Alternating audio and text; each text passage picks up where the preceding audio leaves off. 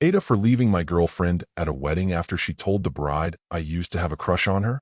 I, 27 am, was invited to a friend's wedding last weekend, not someone I talked to every day, but we were close back in college and stayed in touch.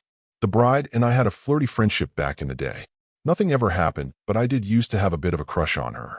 Early in my relationship with my girlfriend, 26F, I mentioned that in passing, just one of those haha yeah, college was messy conversations.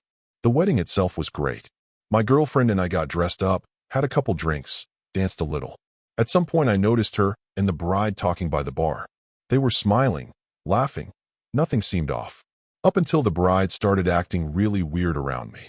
Like distant, uncomfortable.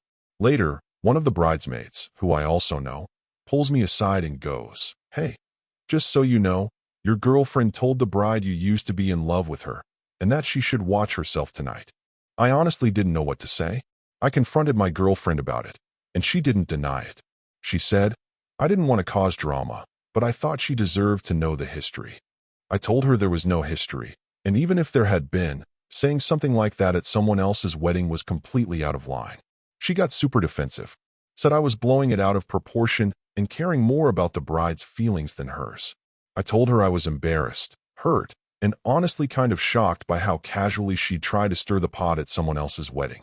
She ended up dismissing everything I said, told me to get over it, and stop making a scene. So I said fuck it and left. I got in the car and drove home without her.